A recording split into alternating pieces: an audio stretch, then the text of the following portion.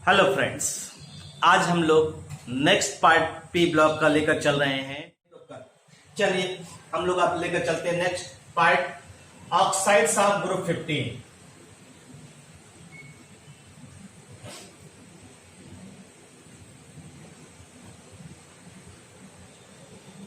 Oxides of group 15। अगर group 15 के members की हम लोग बात करते हैं तो ग्रुप 15 के जो मेंबर्स होते हैं वो मेजॉरिटी में दो तरह के ऑक्साइड बनाते हैं। एक अगर आप कहिए तो E25, E2O5 और E2O3, यानी चूंकि ऑक्सीडेशन स्टेट जो होता है 3 और 5 होता है इस ग्रुप का, तो इस तरह से हम लोग कह सकते हैं form two types of oxide, form two types of oxides.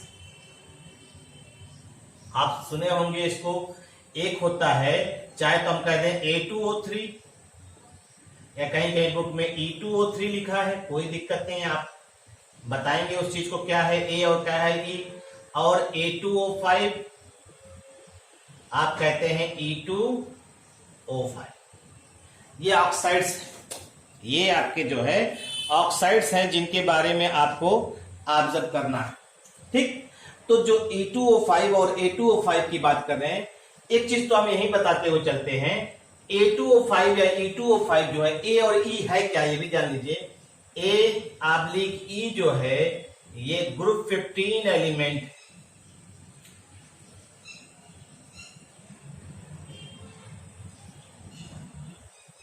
और ये एक्सपेरिमेंटली ऑब्जर्व किया गया है कि जो E2O5 है ये मोर एसिडिक होता है, मोर एसिडिक देन, इतनी बातें तो आप A2O3 से, ये मोर एसिडिक होता है यानी +3। देखिए यहां एलिमेंट का ऑक्सीडेशन स्टेट कितना आएगा, +3 +5 +3 +5, चाहे जो कहें, तो ये मोर एसिडिक होगा देन A2O3। या कह सकते हैं कि जो ऑक्साइड्स होते हैं हम लोग इस हिसाब से कह सकते हैं, oxides in higher oxidation state, oxides in higher oxidation state, higher oxidation states are more acidic,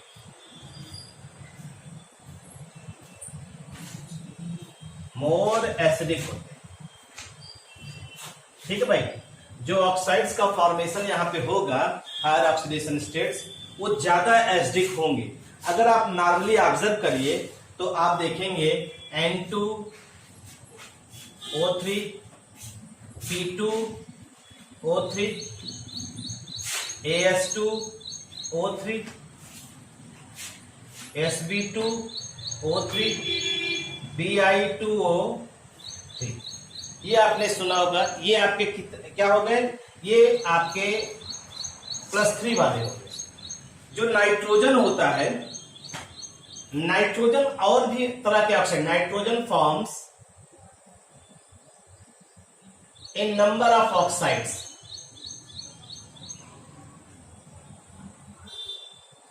other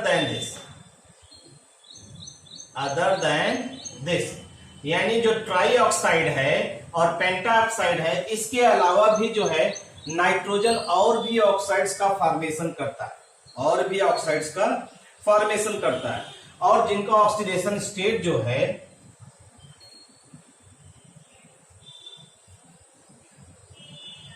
from +1 to +5 होता है, फ्रॉम +1 टू +5 होता है भाई।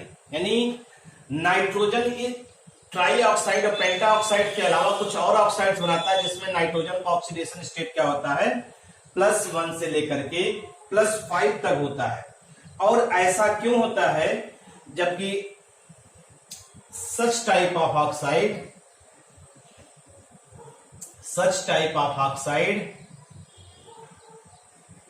can't, such type of various oxide लिख दे रहे हैं, various oxides can't form by,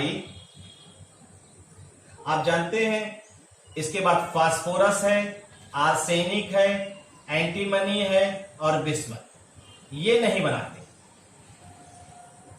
ये जो है इस तरह की सिचुएशन नहीं शो करते, इस तरह की सिचुएशन यहाँ पे नहीं शो करते हैं कि इस तरह के ऑक्साइड्स का फॉर्मेशन हो। उसका कारण क्या है ये भी समझ लीजिए। जो नाइट्रोजन के ऑक्साइड्स हैं, ध्यान दीजिएगा, जो नाइट्रोजन के ऑक्साइड्स हैं अगर हम लोग उसकी बात करते हैं तो उसमें देखिए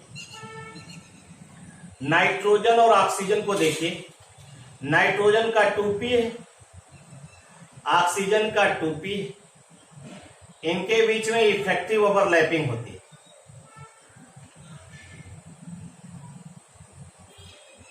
इफेक्टिव ओवरलैप होगा और जब इनके बीच में सिमिलर साइज होने की वजह से इफेक्टिव ओवरलैप होगा तो ये बनाएंगे क्या, p pi bond. P pi bond बनाने की वजह से क्या कहा हमने, due to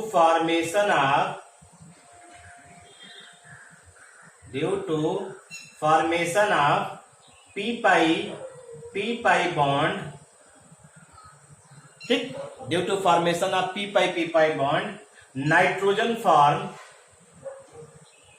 A large number of oxide, large number of oxide with various oxidation state, with various oxidation state। ये नाइट्रोजन जो है लार्ज नंबर ऑफ ऑक्साइड्स का फॉर्मेशन करता है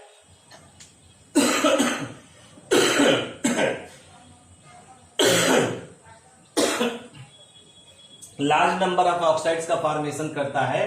क्यों, क्योंकि वो पी पाई बॉन्ड बनाएगा, इनके और इनके साथ इफेक्टिव ओवरलैपिंग करेगा तो हर ऑक्सीडेशन में आसानी से बॉन्ड बनने की वजह से ये इस तरह की सिचुएशन शो करते हैं। कहता है नाइट्रोजन जो ऑक्साइड्स बनाता है, नाइट्रोजन के ऑक्साइड्स में क्या पाया गया, पी पाई बॉन्ड।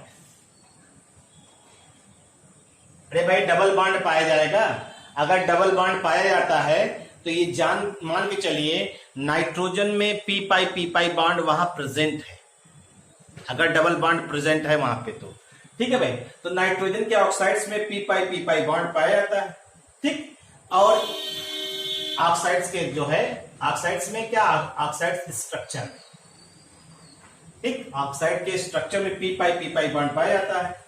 और जहां फास्फोरस है, आर्सेनिक है, एंटीमनी है, बिस्मथ है, इनके ऑक्साइड्स में क्या होगा, एब्सेंस होगा, absence of p pi bond. इनके ऑक्साइड्स में एब्सेंस है पी पाई बॉन्ड का, ठीक। और आपको मालूम है जब पी पाई बॉन्ड एब्सेंट होगा तो ये क्या बनाएंगे, केज लाइक स्ट्रक्चर, पिंजड़े के समान स्ट्रक्चर बनाने, यानी which leads to the cage structure of oxides, which leads to the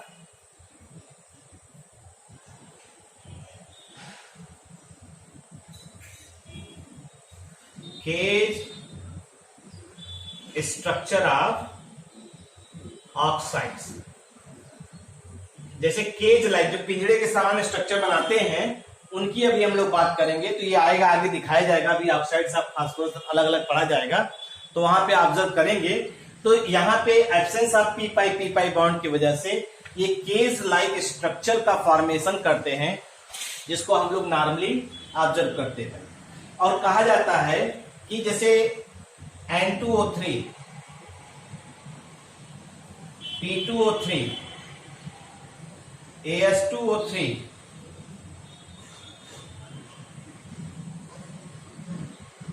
SB2O3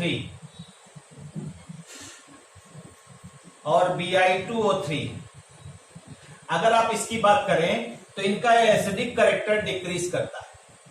acidic character of oxide +3 सब में है।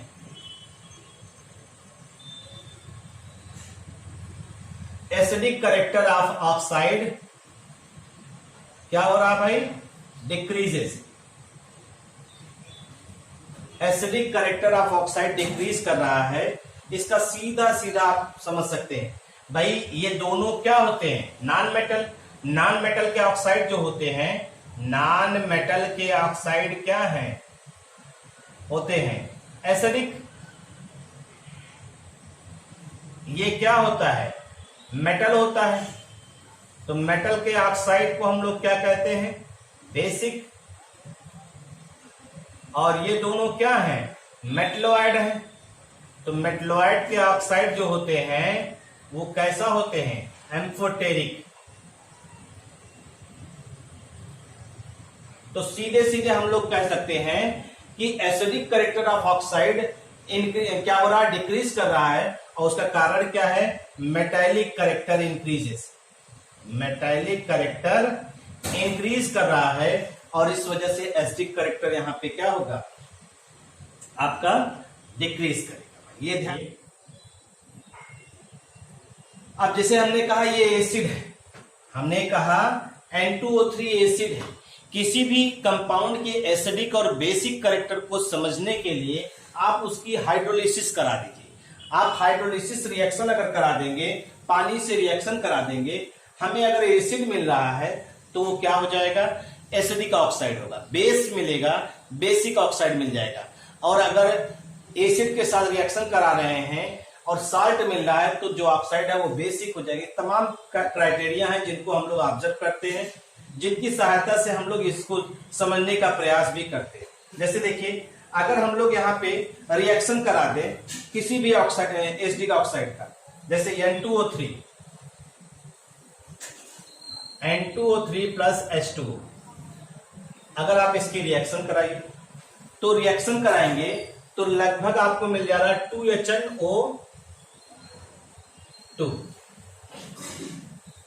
2HNO2 नाइट्रस एसिड कहते हैं। नाइट्रस एसिड यानी यहां नाइट्रोजन जो है कितने ऑक्सीडेशन स्टेट? +3। यहां नाइट्रोजन कितने ऑक्सीडेशन स्टेट में? +3। यानी जिस फॉर्म में ये ऑक्सीडेशन स्टेट में है उसी फॉर्म में देखिए यहां बन रहा है और नाइट्रस एसिड का फॉर्मेशन कर रहा है। आप सीधे सीधे ऑब्जर्व कर सकते हैं।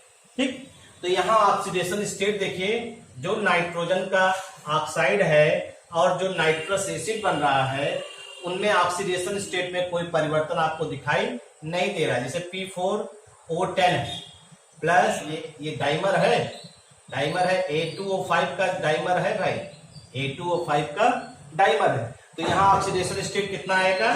+5। और यहां पर देखिए फास्फोरस का जो ऑक्सीडेशन स्टेट आएगा वो भी +5। ठीक, ये फास्फोरिक एसिड है भाई। ये आपका क्या बन रहा है? Phosphoric acid. तो हमारा कहने का मतलब है, अगर आप इसको देख रहे हैं तो आप देख रहे हैं जो ऑक्साइड्स हैं, यही तो सीधा सीधा साल्ट और वाटर है। तो बेसिक ऑक्साइड कौन सा है? बिस्मथ का ऑक्साइड है आपका। बिस्मथ के ऑक्साइड्स की अगर हम लोग HNO3 से रिएक्शन कराएं, HNO3 से, तो यहां देखिए HNO3 से रिएक्शन कराएंगे तो ये तो नाइट्रेट जो है आपका वो बिस्मथ से कंबाइन करेगा भाई, बिस्मथ नाइट्रेट बन जाएगा। तो BiNO3 का होल कितना हो जाएगा? बिस्मथ की वैलेंसी यहाँ कितनी है? +3 है ना। तो बिस्मथ नाइट्रेट यानी 3 और आपका टोटल आ जाएगा आगे 2, ये हो जाएगा। बाकी वाटर का फॉर्मेशन 6H यहाँ, 2-3O यहाँ, यानी 3H2O का फॉर्मेशन हो जाएगा। अब ये साल्ट बन गया और ये वाटर बन गया। तो जब ये एसिड है तो ये ऑटोमेटिक क्या होगा? बेस होगा। यानी बिस्मथ का जो ऑक्साइड है वो कैसा नेचर शो करेगा? बेस की तरह बिहेवियर शो करेगा। इस चीज रहता है जो AS आर्सेनिक के ऑक्साइड AS4O6 और एंटीमनी O6, ये दोनों जो होते हैं पॉइजनस होते हैं, बहुत ज्यादा पॉइजनस होते हैं, आर वेरी पॉइजनस। ये इनकी कैरेक्टरिस्टिक प्रॉपर्टी होती है भाई, are very poisonous.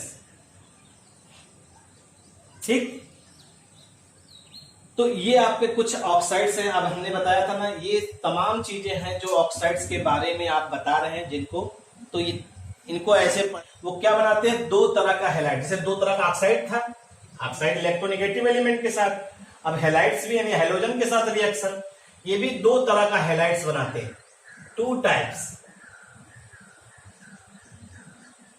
halides are formed. Halides are formed. Two types halides are formed. आपने सुना होगा, एक तो होता है EX3 और एक होता है 5. EX3 और EX5. आपको मालूम है इसमें सारे एलिमेंट ये बनाते हैं, सारे एलिमेंट EX3 बनाते हैं, और यहां पर भी except nitrogen all members form pentahalide. Nitrogen को छोड़ करके जो मेंबर्स होते हैं वो पेंटाहेलाइड्स फॉर्मेशन करते हैं. ये क्वेश्चन काफी इंपॉर्टेंट भी है, 1 नंबर में पूछा जाता है, और इसका कारण है due to absence of vacant d orbital. Due to absence of vacant d orbital. अभी आपको हमने बताया था एनोमलस प्रॉपर्टी में बताया था, वहां पे बताया था डी ऑर्बिटल एब्सेंट होने की वजह से ये क्या करता है, जब वैकेंट डी ऑर्बिटल इसमें एब्सेंट हो जाता है तो ये अपनी कोवैलेंसी 4 से ज्यादा एक्सीड नहीं कर पाता है, और जब 4 से ज्यादा एक्सीड नहीं कर पाएगा तो ये मैक्सिमम बॉन्ड कितने बनाएगा, 4, और यहाँ पेंटाहेलाइड में 5 बॉन्ड बनने हैं. तो इस वजह से तो हम लोग कह सकते हैं कि nitrogen can not form pentahalides और due to absence of vacant d orbital. Due to absence of vacant d orbital, vacant d orbital की वजह से ये नहीं बनाता. बाकी और सारे member, all members form trihalide. Trihalides का फॉर्मेशन करते हैं, और इसमें भी जानते हैं, इसमें भी देखिए only stable halides of nitrogen जो है वो NF3 है. ठीक, बाकी और सारे जो होते हैं वो नॉर्मली आप ऑब्जर्व करेंगे वो एक्सप्लोसिव होते हैं. जैसे NCl3 एक्सप्लोसिव होता है. रेस्ट मेंबर जो होते हैं वो एक्सप्लोसिव होते हैं, किसी ना किसी एक्सपेरिमेंटल कंडीशन में ये एक्सप्लोजन रिएक्शन शो करते हैं. भाई एक्सप्लोजन रिएक्शन क्या करते हैं, शो करते हैं.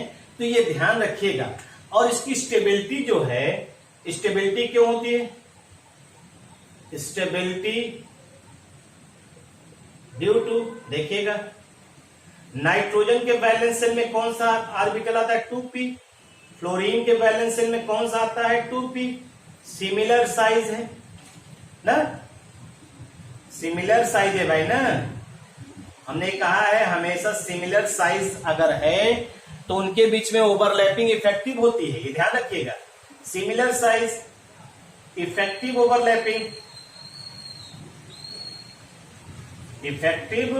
ओवरलैपिंग होगी इनके बीच में, और जब इफेक्टिव ओवरलैपिंग होगी तो बॉन्ड क्या हो जाएगा, बॉन्ड स्ट्रांग हो जाएगा, और बॉन्ड स्ट्रांग हो जाएगा तो ये क्या हो जाएगा, स्टेबल हो जाएगा. ये ध्यान रखिएगा भाई. बॉन्ड अगर स्ट्रांग है तो ऑटोमेटिक जो मॉलिक्यूल है वो स्टेबल होगा. तो इसी वजह से NF स्टेबल होता है. अब जैसे जैसे आप चलेंगे, जैसे आप देखिए NI की बात करिए, नाइट्रोजन में 2p हो गया, आयोडीन तो भाई फ्लोरीन, क्लोरीन, ब्रोमीन, आयोडीन, यानी ये 5p हो गया. अब इसमें क्या होगा, इफेक्टिव ओवरलैपिंग, डिसिमिलर साइज हो गया, डिसिमिलर साइज हो गया ना. अगर डिसिमिलर साइज हो गया तो कांट इफेक्टिव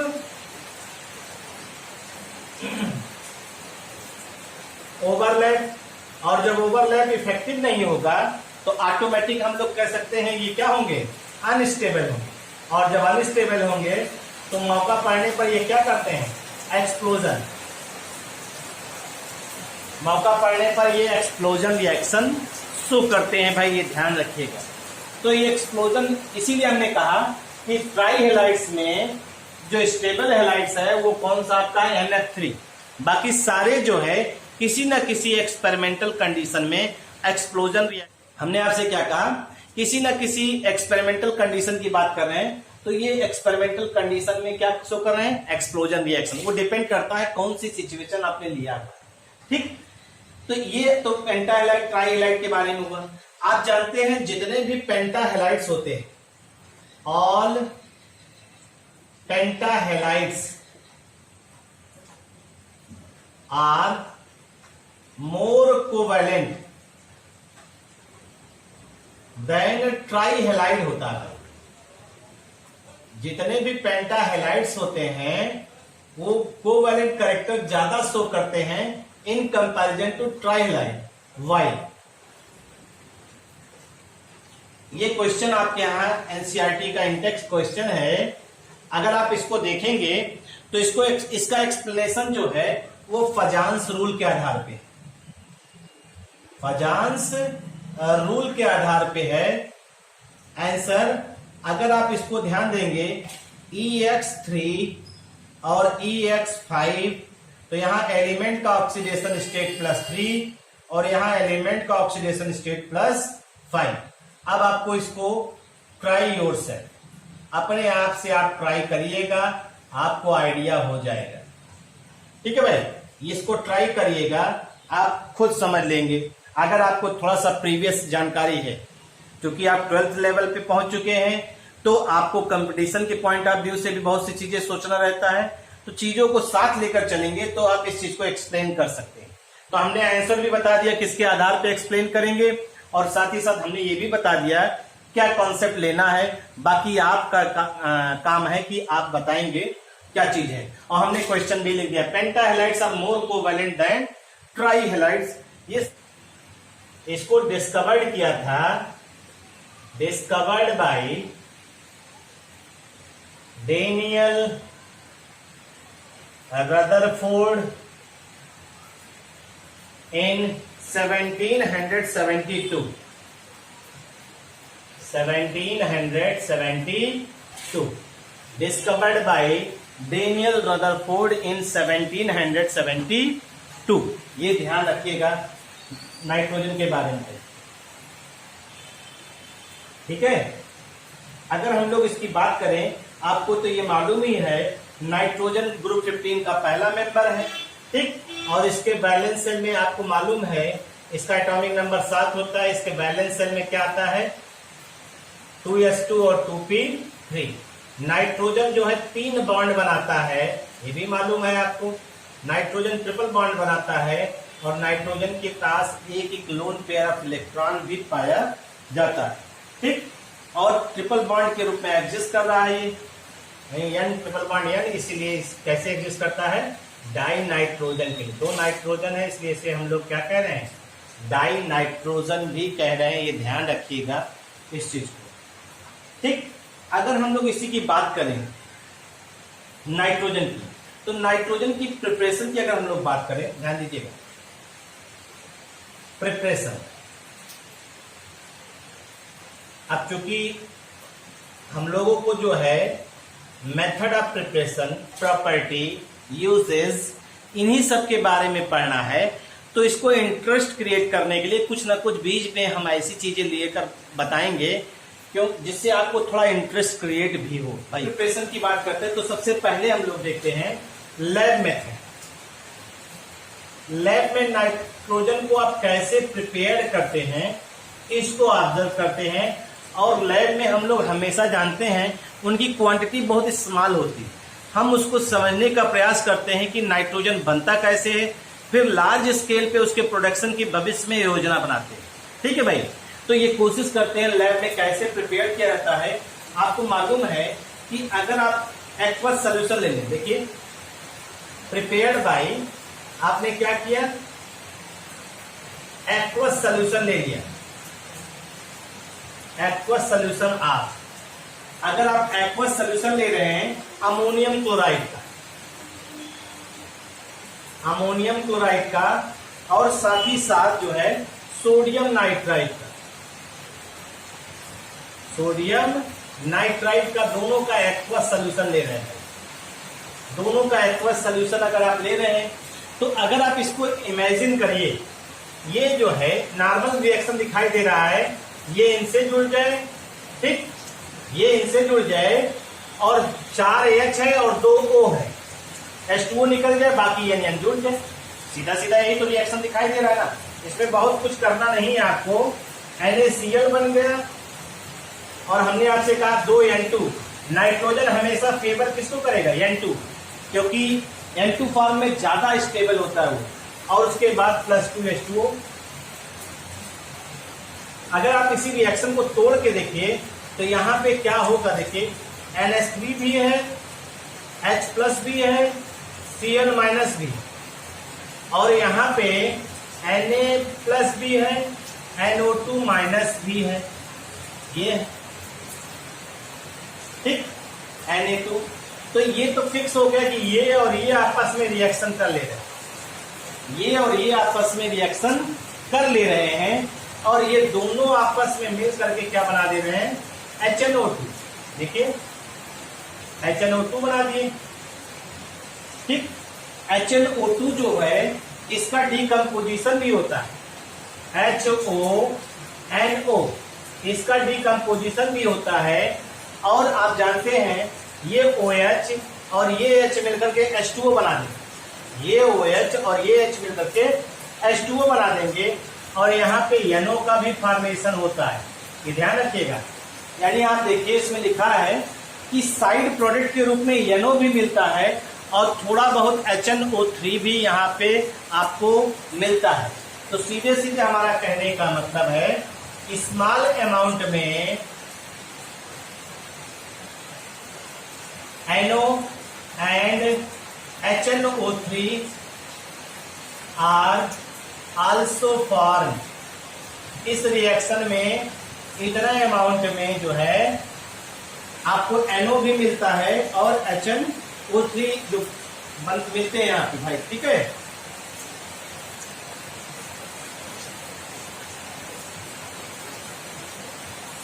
इसे हम लोग कह सकते हैं present as impurity, present as impurity, impurity के रूप में ये प्रेजेंट होते हैं भाई।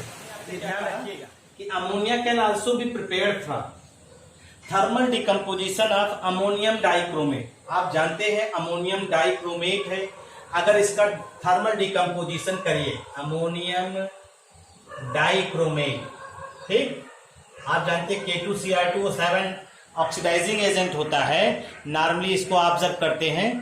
तो अमोनियम डाइक्रोमेट को अगर हम लोग हीट करते हैं तो सीधे सीधे ये जान लीजिए, इसको अगर हीट करते हैं तो सबसे पहला काम तो ये मान के चलिए यहाँ पर जो है नाइट्रोजन अगर है तो नाइट्रोजन हमेशा प्रेफर करता है, ये ध्यान रखिएगा।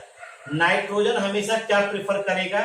प्रेफर करेगा नाइट्रोजन, मतलब अगर नाइट्रोजन प्रेजेंट है तो N2 मॉलिक्यूल का फॉर्मेशन को प्रेफर करेगा। और साथ ही साथ जो है आपका हाइड्रोजन है तो H2O का भी फॉर्मेशन होना चाहिए, क्रोमियम है तो क्रोमियम ऑक्साइड का भी फॉर्मेशन यहाँ पे होना चाहिए। अगर इसी को बैलेंस कर लीजिए तो 4 दूना 8 हाइड्रोजन है, यानी 4H2O हो जाएगा, और ये आपका सीधे सीधे बैलेंस हो जाएगा, जिसको आप नॉर्मली ऑब्जर्व कर सकते हैं। तो थर्मल डिकम्पोजिशन के द्वारा आप नाइट्रोजन को प्रिपेयर कर रहे हैं भाई, ठीक। अगर आप इसी को ध्यान दीजिए, हम लोग जो है प्योर नाइट्रोजन, थर्ड मेथड है फ्रॉम एजाइड, एजाइड से हम लोग जो है प्योर नाइट्रोजन को प्रिपेयर करते हैं। Very pure nitrogen can be prepared, very pure can be prepared by this method। Very pure nitrogen can be prepared by this method। आपको पहले रिएक्शन दिखाते हैं तो फिर इसके बारे में एक इंटरेस्टिंग बात बताते हैं, तो उसको सुनिएगा। NaN3 एजाइड का मतलब होता है, आप जान लीजिए एजाइड जो होता है वो N3 माइनस होता है, और आप ऐसे देख लीजिए N3 माइनस, ये एजाइड आयन है और ये नाइट्राइड आयन है। ध्यान दीजिएगा भाई, कभी कभी आदमी इसी में फंस जाता है। ये एजाइड आयन, ये नाइट्राइड आयन है। तो हम लोग एजाइड की बात कर रहे हैं, तो सोडियम एजाइड का मतलब सोडियम की वैलेंसी 1, तो यानी N3 हो गया। 2 मॉलिक्यूल लें और इसको हीट करें तो हमें जो है सोडियम अलग मिल जाएगा और नाइट्रोजन गैस हमको अलग यहाँ पे दिखाई दे रही। ये इंटेक्स में क्वेश्चन भी है भाई, इंटेक्स में क्वेश्चन भी है कि सोडियम एजाइड का जो है थर्मल डिकम्पोजिशन करेंगे तो क्या रिएक्शन होगा। इसी तरह से अगर बेरियम का एजाइड लीजिए आप, तो बेरियम की वैलेंसी 2 होती है और एजाइड का फार्मूला क्या होता है N3, तो इसका ट्वाइस कर दीजिए। और अगर आप इसको करेंगे तो इसको थर्मल डिकम्पोजिशन करिए तो आपको मिल जाएगा 3N2 और प्लस बेरियम, बेरियम एलिमेंट। ठीक, ये आपका जो है सीधे सीधे हम लोग ऑब्जर्व करते हैं। अब हम आपको एक इंटरेस्टिंग बात बताने चल रहे हैं, अगर आपको आइडिया होगा, जानकारी होगी, अच्छी बात है। कभी आपने गौर कीजिए, आजकल मॉडर्न टेक्नोलॉजी से युक्त बहुत सी कारें आ रही और उसमें आपने देखा होगा एयरबैग्स का इस्तेमाल होता है। और एयरबैग्स जो होते हैं, अगर आप ध्यान दीजिए तो कभी आपसे किसी ने पूछ लिया, जैसे आप चूंकि केमिस्ट्री के स्टूडेंट हैं तो उसने पूछ लिया कि जो एयरबैग्स हैं इसमें होता क्या है, तो थोड़ी सी जानकारी हम आपको देते हैं। जो एयरबैग्स होते हैं, जो डैशबोर्ड पे कार की जो डैशबोर्ड पे एयरबैग्स होते हैं, वो जानते थिन नायलॉन की जो है लेयर से फॉर्मेशन होता है। ठीक, इसको जो है प्रिपेयर करते हैं किससे, नायलॉन जो है आपका फैब्रिक्स होता है। ठीक, थिन नायलॉन का फैब्रिक्स होता है और उसमें क्या फिल रहता है, फिल सोडियम एजाइड, ध्यान दीजिएगा इसको, Na-N3 फिल रहता है। फिल्ड सोडियम एजाइड जो है उसके अंदर भरी रहती है। अब सोडियम एजाइड जब भरा रहता है तो क्या करता जानते हैं, जैसे ही कहीं भी कोलिजन होता है तुरंत इलेक्ट्रिकल सेंसर जो है यहां पे पहुंचता है, उसे प्री हीट करता है। और प्री हीट करने के बाद, और जानते हैं लगभग बहुत माइन्यूट सेकंड लेता है, 20 to 30 मिली सेकेंड, बहुत ही कम समय में आप देखिए एयरबैग जो है ओपन हो जाता है। जो इलेक्ट्रिकल सेंसर होता है ये इसको इलेक्ट्रिक करंट पास करता है, ये तुरंत जो है ये क्या होता है यहां तक पहुंचता है, ये प्री हीट हो जाता है। और प्री हीट होने के बाद ये सोडियम एजाइड जो है तुरंत डिकम्पोज करता है, ये वाला रिएक्शन होगा, तुरंत डिकम्पोज करेगा और ये आपका सोडियम बन जाएगा और प्लस नाइट्रोजन गैस। और यही नाइट्रोजन गैस उस एयर बैग में क्या होती है, भर जाती है। और आप जानते हैं नाइट्रोजन इनर्ट होता है ट्रिपल बॉन्ड की वजह से। ये नाइट्रोजन इनर्ट होता है तो जब भी प्रेशर आप पड़ता जाकर उस पर एयर बैग टकराते, फिर से वापस आप अपनी जगह पे आ जाते हैं, आपको कोई भी परेशानी नहीं होती। और फिर उसके बाद ये नाइट्रोजन गैस जो थिन लेयर नायलॉन की लेयर्स रहती है उसमें पोर्स बने होते हैं, छोटे छोटे पोर्स होते हैं, उन्हीं पोर की सहायता से ये नाइट्रोजन जो है गैस बाहर निकल जाती है। यानी एक बार एयर बैग खुलने के बाद वो एयर बैग फिर से जो है आप इस्तेमाल नहीं कर सकते हैं। और इस तरह से उस दुर्घटना से आपको इस एयर बैग ने क्या कर लिया, बचा लिया। तो कहने का मतलब है नाइट्रोजन गैस का इस्तेमाल किया जाता है उस एयर बैग में। ठीक है, एयर बैग को जब आप क्या करते हैं स्वेल करता तो उसमें कौन सी गैस भरी हो जाती है, नाइट्रोजन। ये ध्यान रखिएगा, ठीक है। और नाइट्रोजन इनर्ट होता है इसलिए मोस्टली इसी का इस्तेमाल हम लोग यहाँ पे कर रहे हैं, ये ध्यान रखिएगा। है oxidised nitrogen by the use of oxidising agent, ये ध्यान रखिएगा। ऑक्सीडाइजिंग एजेंट की प्रेजेंस में आप अमोनिया का जो है, अमोनिया को ऑक्सीडाइज करते हैं किसमें, नाइट्रोजन। अमोनिया को आप ऑक्सीडाइज करते हैं नाइट्रोजन में। अगर इसी चीज को हम लोग लेकर चले तो सबसे पहला ये देखते हैं एट लोअर टेम्परेचर, देखते हैं पहला सिचुएशन एट लोअर टेम्परेचर।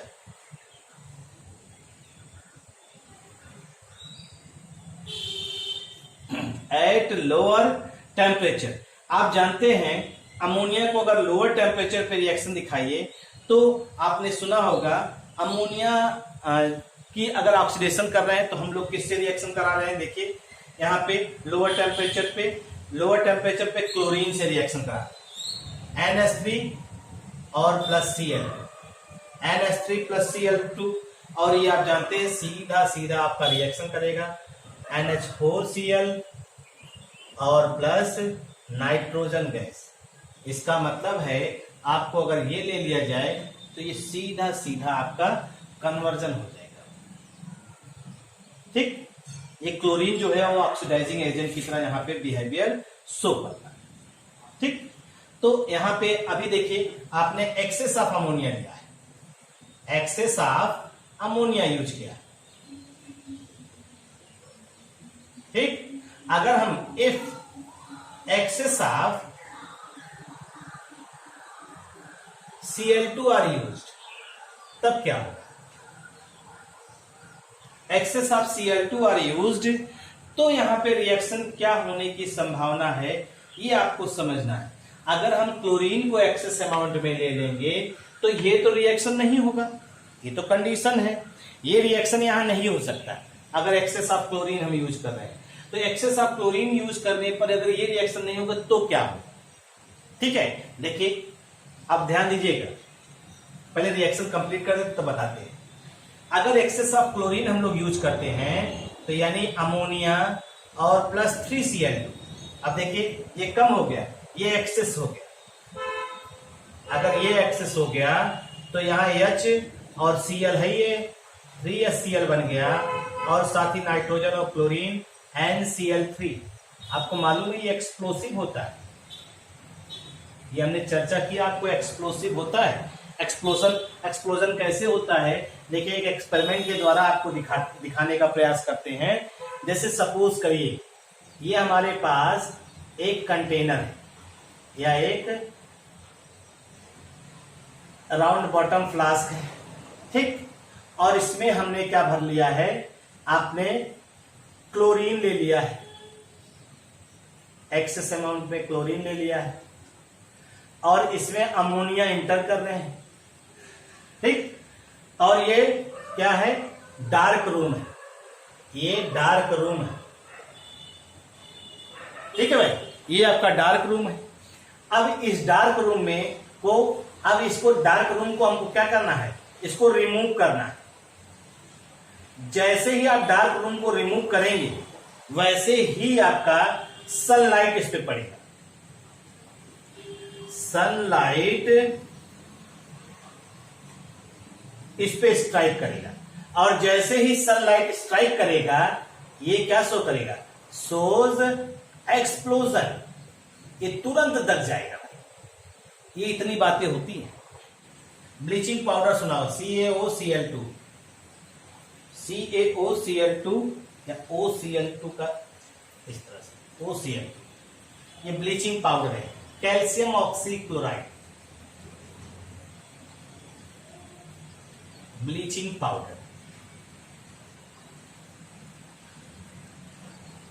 ये भी क्या होता है, सोर्स ऑफ क्लोरीन, ये भी होता है, सोर्स ऑफ क्लोरीन होता है, ये तो मालूम होगा। बैलेंस रिएक्शन की हम लोग बात कर रहे हैं। ठीक है भाई, तो ये आपका जो है अमोनिया किसमें ऑक्सीडाइज हो रहा है, नाइट्रोजन। ऑक्सीडाइजिंग एजेंट कौन है, ब्लीचिंग पाउडर है, जो सोर्स ऑफ क्लोरीन का भी काम यहाँ पे कर रहा है, ये ध्यान रखिएगा भाई। इसके अलावा अगर हम लोग इसी की रिएक्शन कराएं, इसी की रिएक्शन हायर टेम्परेचर, तो लोअर टेम्परेचर कह रहे थे, एट लोअर हायर टेम्परेचर। अगर हम हायर टेम्परेचर की बात करें तो देखिए ये रिएक्शन कैसे कंप्लीट करता है। अमोनिया आपने लिया और ये जो है आपने क्यूप्रिक ऑक्साइड, अमोनिया ले लिया और cupric oxide, red hot copper ले लिया आपने और उसी को हीट किया, ठीक, और उसी को हीट किया तो हमने बताया अमोनिया का ऑक्सीडेशन होता फिक्स है N2, अमोनिया का ऑक्सीडेशन होगा फिक्स है N2 है, और ये आपका जो है +3H2O फिक्स दिखाई दे रहा है क्योंकि 3 दूना 6 हाइड्रोजन यहां हो जा रहा है और 3 ऑक्सीजन है और +3C, ये सीधा सीधा फॉर्मेशन हो जा रहा है। तो आपका अमोनिया जो है यहाँ सीधे सीधे ये किस में कन्वर्ट हो रहा है, N2 गैस में कन्वर्ट। ये कुछ मेथड्स हैं जिनकी सहायता से आप ऑक्सीडेशन मतलब नाइट्रोजन की प्रिपरेशन कर सकते हैं। और ये सारी जो आप यहाँ पढ़े हुए रिएक्शंस, ये सब प्रॉपर्टी अब अमोनिया में भी आ जाएंगे, तो इसको आप उसमें पढ़िएगा, उसमें दोबारा आप नहीं पढ़ाएंगे, उसमें आप इसको ऑब्जर्व कर सकते हैं। इसके बारे में बहुत ज्यादा यहाँ पे दिक्कत आपको नहीं होगी। N2 कलरलेस, अडरलेस, टेस्टलेस होता है। और एक साथ एक चीज और है कि नॉन टॉक्सिक एटमॉस्फेयर में प्रेजेंट होता है 78%, तो ये नॉन टॉक्सिक गैस की होता है। अगर एटमॉस्फेयर में प्रेजेंट है और इसकी प्रेजेंट अगर कोई प्रेजेंस इसकी कोई भी अगर इंपैक्ट डेवलप करती तो आदमी सरवाइव नहीं कर पाता था, नॉन टॉक्सिक। और आपको मालूम है N2 जो होता है वो लिक्विड फॉर्म में एग्जिस्ट करता है at -200 degree Celsius, -200 degree Celsius approximate इसी पे जो है। तो हम लोग कह सकते हैं it means liquid nitrogen is very cool.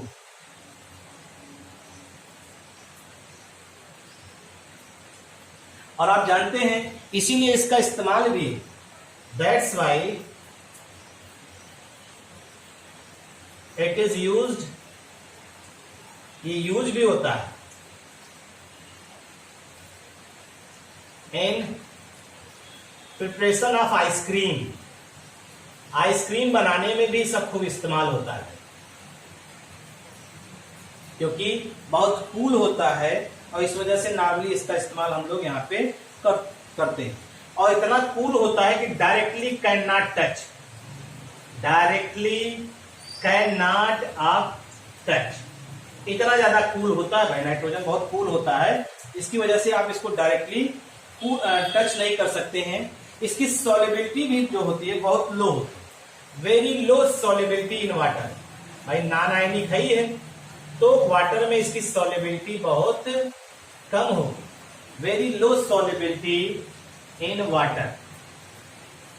और 2 पाई, ठीक है, ये ट्रिपल बॉन्ड पाया था और इस ट्रिपल बॉन्ड की वजह से इसकी बॉन्ड एनर्जी हाई होती और वो लगभग कितना होता है 941 किलो जूल पर मोल होता है। इसको पढ़ा है, ठीक। ट्रिपल बॉन्ड की वजह से बॉन्ड एनर्जी बहुत लो होती है। और आपको मालूम है नाइट्रोजन की साइज भी स्मॉल होती है, तो बॉन्ड लेंथ भी अपने आप क्या होगी, बॉन्ड एनर्जी और बॉन्ड लेंथ इनवर्स है, बॉन्ड लेंथ भी स्मॉल होगा, बॉन्ड लेंथ स्मॉल होगा। और जब बॉन्ड लेंथ स्मॉल होगा तो हम लोग नॉर्मली ऑब्जर्व करते हैं 109.8 पिकोमीटर 109.8 पिकोमीटर, ठीक। तो इसी वजह से कहा जाता है due to high bond energy nitrogen inert होता है, इनर्ट एट रूम टेम्परेचर। ये भी क्वेश्चन है टेक्स्ट बुक में, room temperature, inert at room temperature, ठीक है भाई। और साथ ही साथ जितने भी इनके रिएक्शंस होते हैं, नाइट्रोजन के जो भी रिएक्शंस होते हैं, reactions of nitrogen takes place at higher temperature. Nitrogen का जो भी रिएक्शन होगा वो हमेशा हायर टेम्परेचर पे, क्यों? क्योंकि नाइट्रोजन में ट्रिपल बॉन्ड है, ट्रिपल बॉन्ड आसानी से टूटता नहीं है, तो आपको एनर्जी चाहिए और वो एनर्जी किस रूप में आपको मिलेगा, थर्मल एनर्जी के रूप में आप प्रोवाइड करेंगे।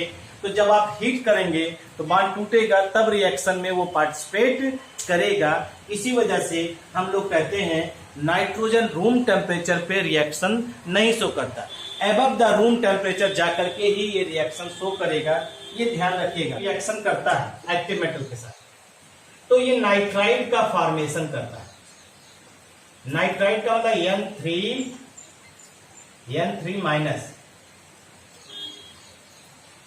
N3 माइनस का फॉर्मेशन करता है। जैसे देखिए, अगर हम लोग इसकी लिथियम से रिएक्शन करा दें, हीट करना है, लिथियम के बाद मैग्नीशियम से रिएक्शन करा दें, 2 रिएक्शन हम बताएंगे, बाकी आप लिखिएगा। कैल्शियम की प्लस नाइट्रोजन से रिएक्शन करा दें, इसको आप पूरा करेंगे।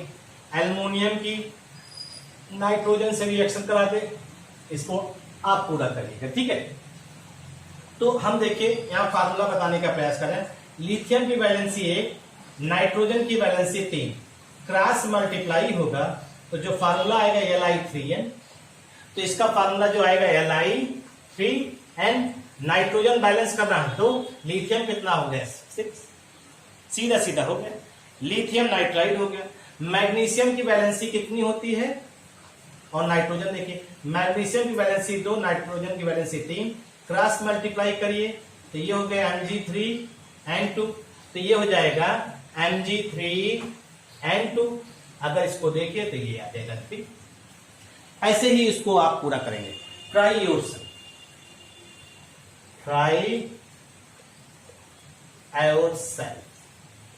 आप खुद ट्राई करिए, इसको रिएक्शन को कंप्लीट करने का प्रयास करें, ठीक है। ये आपके लिए जान लीजिए एक प्रकार से होमवर्क हो गया है, इसको हम लोग ऑब्जर्व करते हैं।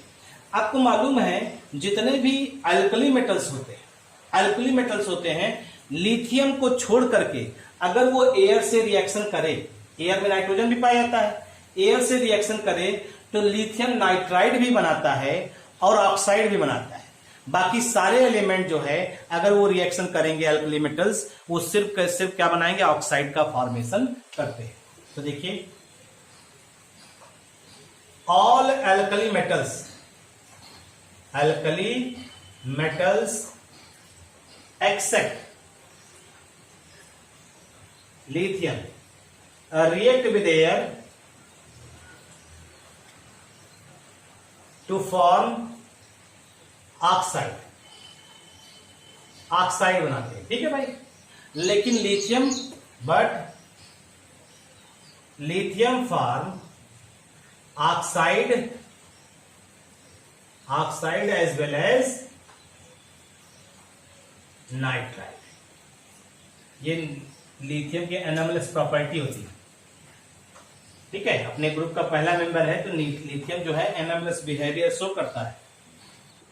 क्यों भाई, हाइबर्स प्रोसेस पढ़ा होगा, हाइबर प्रोसेस में आपने अभी इसके बारे में अमोनिया पढ़ना है, 3s2 गैस, और ये क्या बनाता है 2NH3 गैस, ये आपने पढ़ा हुआ है। अमोनिया गैस का फॉर्मेशन होता है, और यहाँ पे आप जानते हैं आयरन है कैटलिस्ट, मॉलिब्डेनम क्या होता है, प्रमोटर का काम करता है, लगभग 700 केल्विन टेम्परेचर, और लगभग है आपका 200 एटीएम प्रेशर, 200 एटीएम लगभग प्रेशर होता है, ये आप जानते हैं। और ये एक्सोथर्मिक प्रोसेस है। एंथैल्पी ऑफ फॉर्मेशन इसका -46.1 किलोजूल पर मोल होता है। ये एंथैल्पी ऑफ फॉर्मेशन, यानी अगर हम लोग हाइड्रोजन से, देखिए ये क्या है, नॉन मेटल से रिएक्शन कर रहा है तो क्या बना रहा है, हाइड्राइड बना दे रहा है। एक ये रिएक्शन हुआ, रिएक्शन विद O2 से अगर ये रिएक्शन करे तो N2 गैस और O2 गैस अगर आपस में रिएक्शन करे अबव 200 केल्विन, 200 केल्विन से ज्यादा टेम्परेचर पे अगर ये रिएक्शन करे तो 2NO का फॉर्मेशन करता है, 2NO का फॉर्मेशन करता है। इसे हम लोग कहते हैं नाइट्रिक ऑक्साइड। ये कलरलेस गैस है और अनस्टेबल होता है,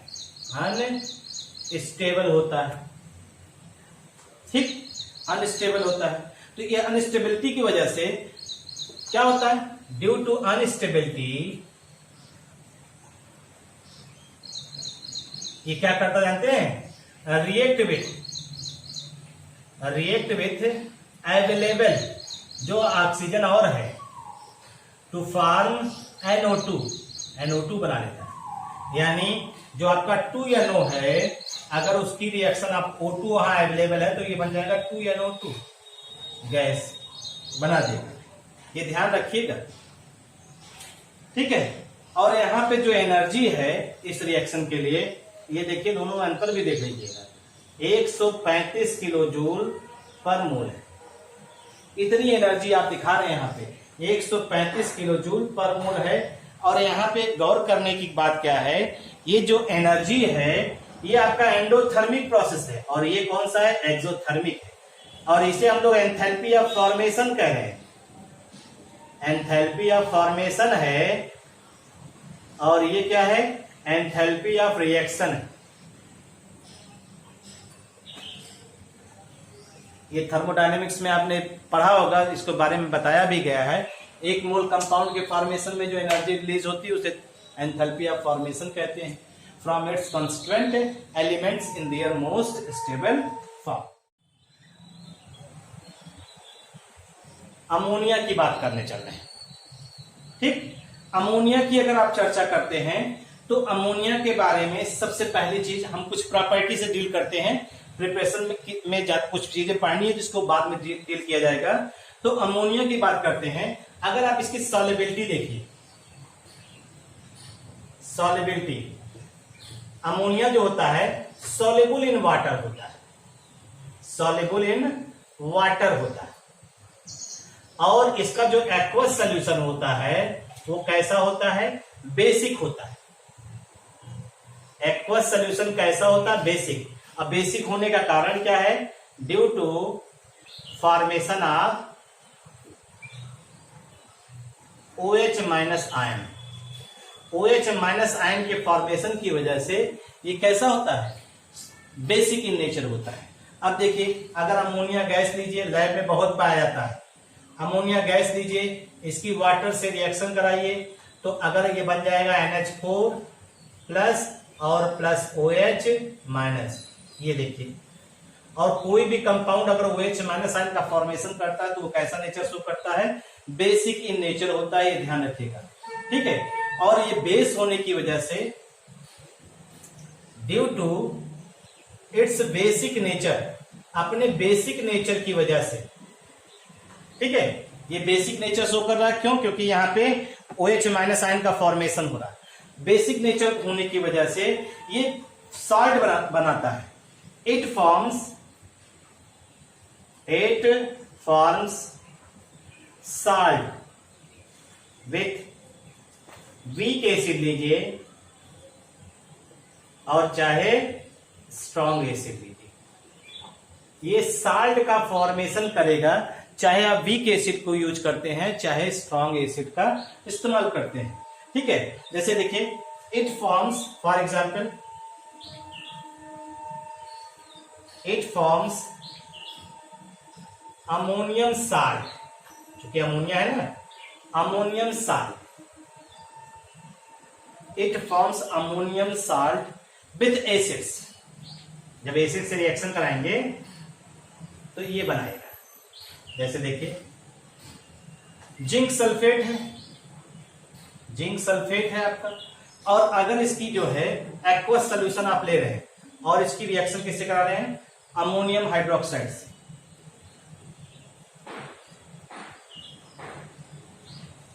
तो आपका यहां पे जिंक हाइड्रोक्साइड का व्हाइट पीपीटी बनेगा भाई, जिंक हाइड्रोक्साइड का व्हाइट पीपीटी बनेगा। उसके अलावा ये अमोनियम और ये सल्फेट एक दूसरे से मिलकर के अमोनियम साल्ट बना देंगे, NH4 का होल ट्वाइस और SO4, ये सीधा सीधा हो जाएगा, ये अमोनियम साल्ट आपका बन गया।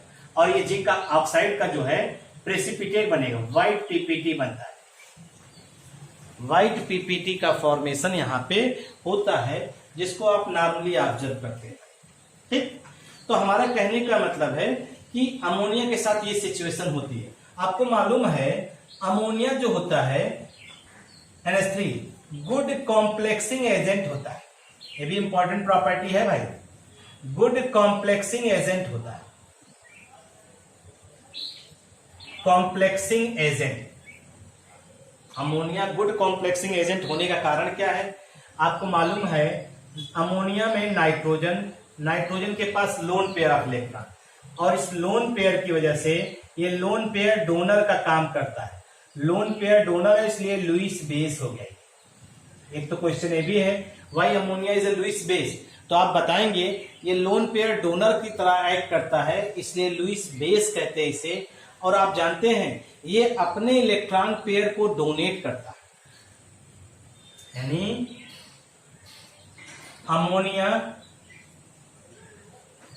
Ammonia can donate its lone pair of electron to central metal atom जो डी ब्लॉक का है, d block element, to form complex compound,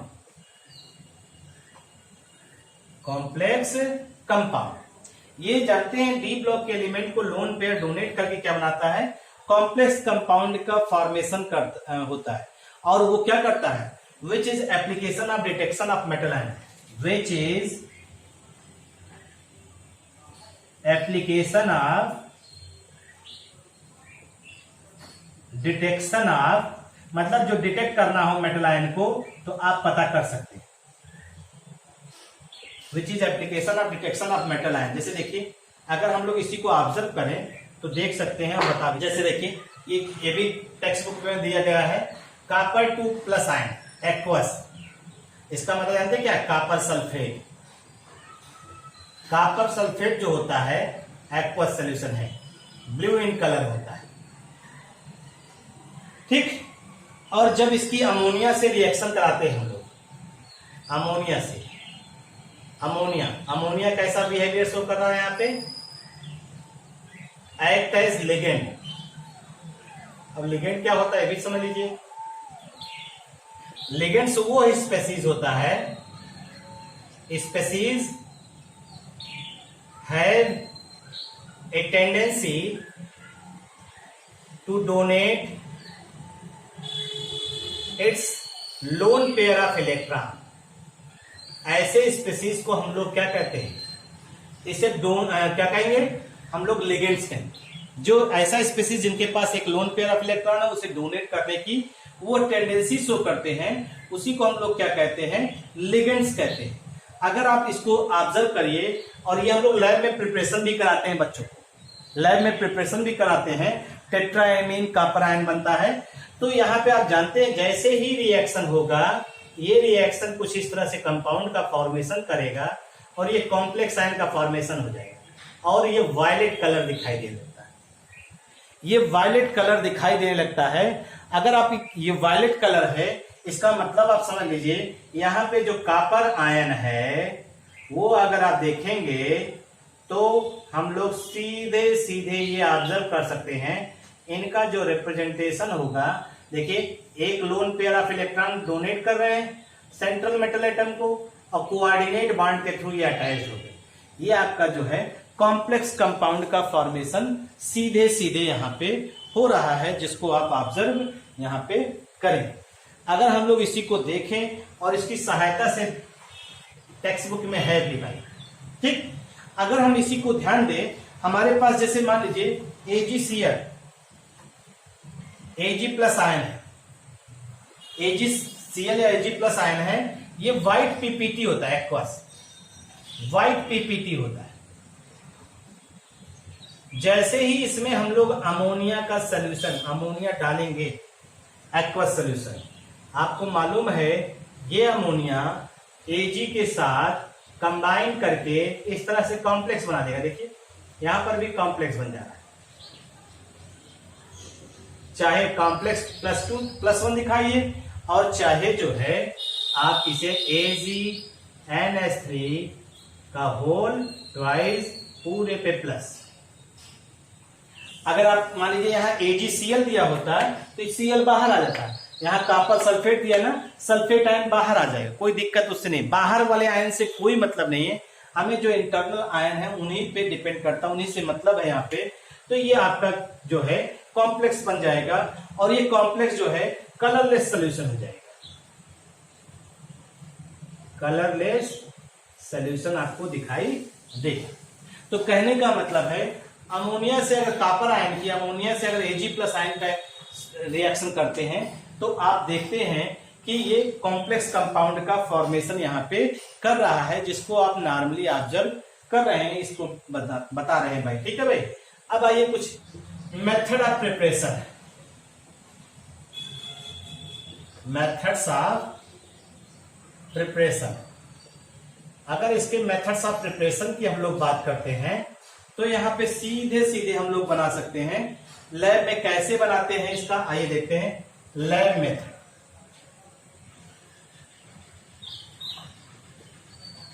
lab में हम लोग आप जानते हैं इसकी, चाहे आप अमोनियम साल्ट ले लीजिए, ठीक, और उसकी चाहे स्ट्रॉन्ग बेस या स्लैग लाइम से रिएक्शन कराइए, आपका बन जाएगा।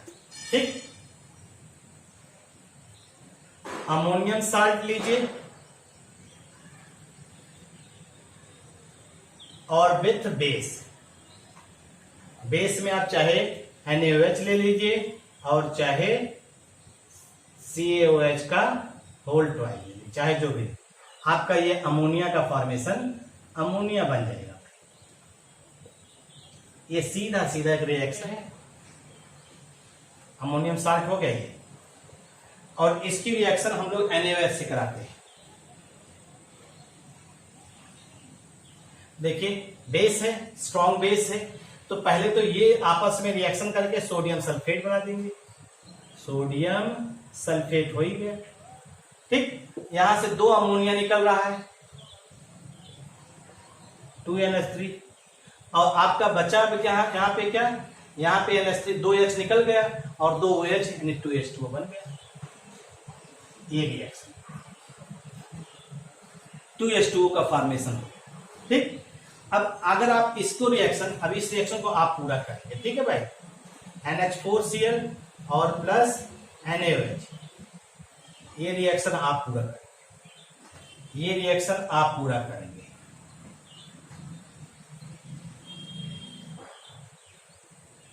ये reaction try,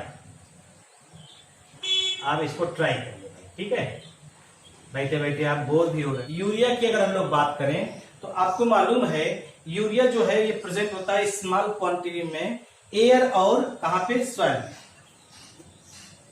it is also present in small quantities in air and कहां पे हो, सॉइल। और ये कैसे बनता है, डिग्रेडेशन के द्वारा। ठीक, फॉर्म बाय किसके द्वारा भाई, DK of urea, by DK of urea. Urea के डीके के द्वारा जो है एयर और सॉइल में भी ये जो है कुछ का फॉर्मेशन करना है, ये यूरिया का फार्मूला हो। ठीक, अगर इसकी आप हाइड्रोलिसिस करिए तो हाइड्रोलिसिस करने पर देखिए क्या बन रहा है, H2O। अगर हम 2H2O ले लें तो यहाँ 2 ऑक्सीजन मिल रहा है, ये आपस में रिएक्शन करके क्या बना देगा, 4 हाइड्रोजन मिल रहा है, तो NH4 का होल ट्वाइस हो जाए, और कार्बोनेट, अमोनियम कार्बोनेट, कार्बोनेट बन गया ना भाई। और इस अमोनियम कार्बोनेट का अगर आप डिकम्पोजिशन करिए तो यहां 2 अमोनिया बन जाएगा और H2O बन जाएगा और प्लस CO गैस बन जाएगा। ये सीधा सीधा आपका अमोनिया का फॉर्मेशन यहाँ पे हो रहा है, इसको आप ऑब्जर्व करें। कक्षा 8 से आप पढ़ रहे होंगे इसको, हैबर प्रोसेस। हैबर प्रोसेस की कुछ एक बातों को हम लोग ऑब्जर्व करेंगे और देखेंगे, और उसकी सहायता से N2 gas plus 3H2 gas और ये रिएक्शन रिवर्सिबल है और ये 2NH3 गैस का फॉर्मेशन कर रहा है। और साथ ही साथ यहाँ एंथैल्पी जो है, एंथैल्पी ऑफ फॉर्मेशन जो है -46.1 किलो जूल पर। अब देखिए रिएक्शन के बारे में। एक्सोथर्मिक है रिएक्शन एक्सोथर्मिक है, रिएक्शन रिवर्सिबल है, ठीक, रिएक्शन एक्सोथर्मिक है, रिएक्शन रिवर्सिबल है, ये सारी चीजें आपको मिल रही हैं, ठीक। तो अगर हम इसी पे ली चैटेरियल प्रिंसिपल अप्लाई करते हैं, by the application of Le Chatelier principle, अगर हम ली चैटेरियल प्रिंसिपल को अप्लाई कर लें, we can got a favourable condition, मतलब रिएक्शन को देख करके रिएक्शन इक्विलिब्रियम पे है, रिवर्सिबल है, एक्सोथर्मिक है, इसको देख करके आप यहाँ ली चैटेरियल प्रिंसिपल अप्लाई करके आप ये ऑब्टेन कर सकते हैं, we can got a favourable condition for the formation of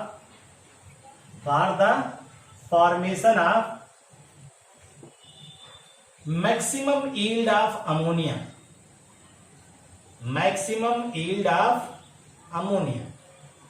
ठीक, यानी maximum yield of ammonia obtain कर सकते हैं। कैसे मैक्सिमम यील्ड ऑफ अमोनिया हम लोग ऑब्टेन करेंगे, यही समझना आपको है।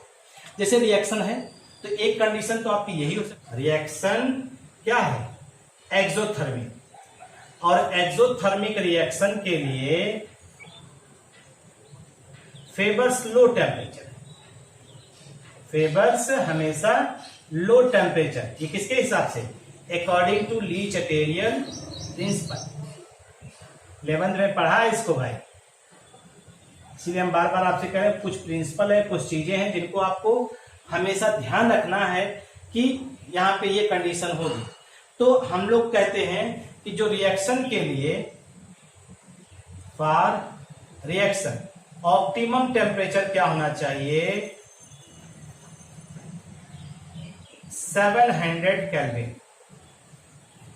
ऑप्टिमम टेम्परेचर जो होना चाहिए वो कितना होना चाहिए, 700 केल्विन होना चाहिए, ध्यान रखना है। अगर हम लोग प्रेशर की बात यहां पे करें तो ये कहा जाता है कि चूंकि रिएक्शन जो है, अगर उस रिएक्शन को आप देखिए तो रिएक्शन में यही तो हो रहा है, N2 gas plus 3H2 gas gives 2NH3 gas, ये रिएक्शन हो रहा है। अगर इस रिएक्शन को आप ध्यान दीजिए तो रिएक्शन में क्या है, मोल की संख्या घट रही है और मोल की संख्या इधर ज्यादा है, मोल की संख्या इधर कम है। प्रेशर बढ़ाने पर रिएक्शन हमेशा उस डायरेक्शन में शिफ्ट होता है जिधर नंबर ऑफ मोल्स की संख्या क्या होती है, कम होती है। यानी P को हम लोग सीधे सीधे कह सकते हैं inversely proportional to number of moles, ठीक है भाई, P is inversely proportional to number of moles. यानी अगर आप प्रेशर हाई लेंगे, reaction favours forward direction, forward, यानी आपका जो यहां पे प्रेशर है वो कितना लगभग होना चाहिए, 200 ATM के लगभग होना चाहिए, ठीक, 200 ATM, या आप इसी को पास्कल में लिख सकते हैं, 200 × 10⁵ पास्कल, ठीक, इज रिक्वायर्ड। ये हो गया। आपका लास्ट है कैटलिस्ट की बात हम लोग कर रहे हैं। अगर हम लोग कैटलिस्ट की बात करें तो हम लोग ये सीधे सीधे कह सकते हैं, यहां पे आयरन ऑक्साइड, आयरन ऑक्साइड जो है ये कैटलिस्ट होता है। आयरन ऑक्साइड यहां पे कैटलिस्ट के रूप में लेते हैं और ये containing small amount of molybdenum oxide, MoO2O3, molybdenum oxide, molybdenum oxide, ठीक, या आर मोलिब्डेनम या K2O ये सब यूज कर सकते हैं, K2O एंड Al2O3 कुछ भी आप यूज कर सकते हैं, यूज एज ए प्रमोटर। ये कैटलिस्ट की एक्टिविटी को क्या करते हैं, बढ़ाते हैं, to increase the rate of formation of ammonia. ठीक है भाई, अमोनिया के फॉर्मेशन को ये बढ़ाते हैं। सीधे सीधे हम लोग कह सकते हैं ये कुछ एक्सपेरिमेंटल कंडीशन है जिसकी सहायता से हम लोग क्या बता सकते हैं कि rate of formation of ammonia जो है वह इंक्रीज करेगा। तो ये पूरा मिला करके आपका जो है ये अमोनिया तक हुआ। इसकी इतनी बातों को आप पढ़ डालिए, बाकी की बातें नेक्स्ट वीडियो में देखा जाएगा। Thank you.